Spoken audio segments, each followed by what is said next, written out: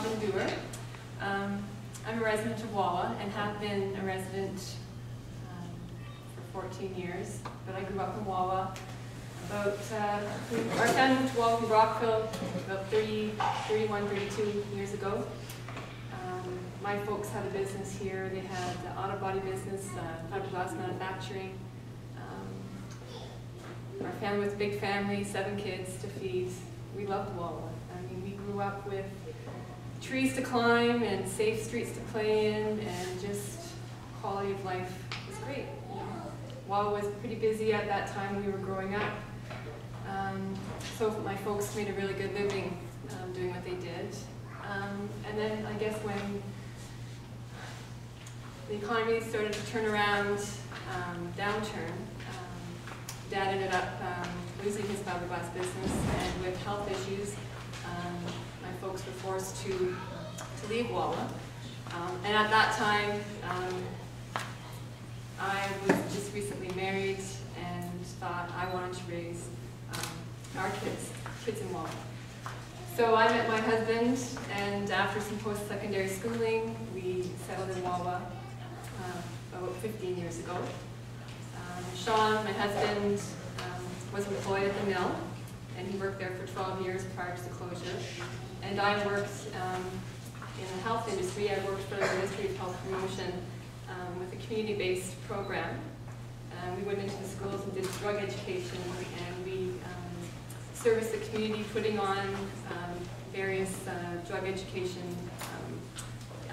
events and so forth.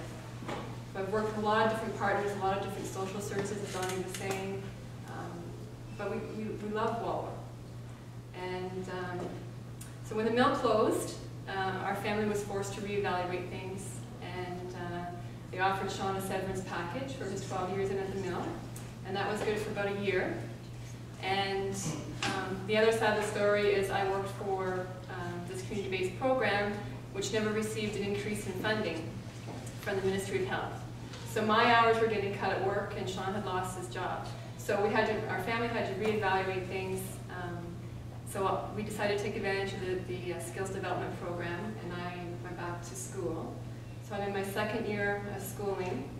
I'm taking a business diploma in the Northern College out of Kirkland Lake, so it's a distance learning program, and in community, economic, and social development.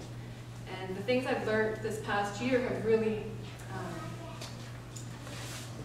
given me a great understanding as to what's really happening in the North.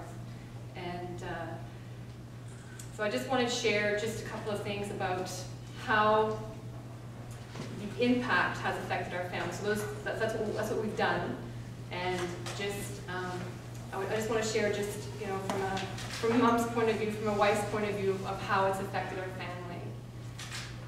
When a man loses his job, he doesn't really talk about it, and if he doesn't, and the stresses on a family, on a marriage, are huge. So Sean and I have a good relationship, but the marriage just gets broken down, and guys don't talk about things, right? So the quality of life in a family just starts to kind of crumble. And when everything around, the morale in the community, everyone's going through the same thing, but nobody's talking about it. It's the communication, right? And I'm just trying to put a face to the stats, and that's what I'm trying to get across. We all want certain things in life. We don't need to make a lot of money for a good living, right? And in the North here, we have so much. And I guess going to school empowers a person, and they realize that all of a sudden, we have choices. We're not victims of what's happening, you know?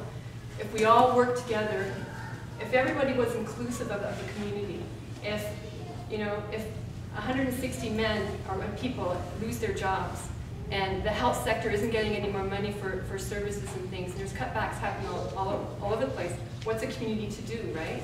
So we have to come together and develop a plan, a strategy, and I think that's where, I know that's where Wawa's heading right now. So there's lots of really good things happening, and unfortunately in our family, Sean needed to find full-time work. So actually last Friday he got a call from a community east of Wawa, a little town called Cobalt. They have a northern office there with AECOM, and Sean got a full-time job as a construction inspector. So he's relocated there. He started this week, which is awesome because we're going to have some money coming in. But now our family has, our 2 daughters and myself are here in Wawa trying to figure out what to do with the house, right?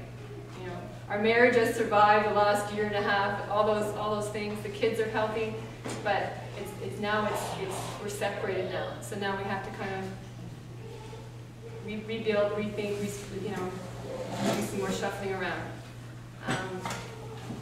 So I guess that's my message is you know, I guess our government, if you take what you're hearing today back, I guess that let communities do what communities need to do, right? Don't put up barriers and certain limitations. Remove some of that red tape so that we can empower everybody, whether it's through schooling, you know, allowing communities, giving communities some funding so that they can make a plan, so that the community of the North can be sustained, right? And I'm just really grateful that I can just share my little story with you. It's a very real picture about what's happening in Wawa, and you know, I'm just really grateful that we have the opportunity that, you know, you came all the way and you're traveling through to bring the message of the North, and we have some really good stuff up here. It's just, we just, you know, need the time to sort it out, and just thank you for your time. And I'm sure there was probably something else that I wanted to say, but I just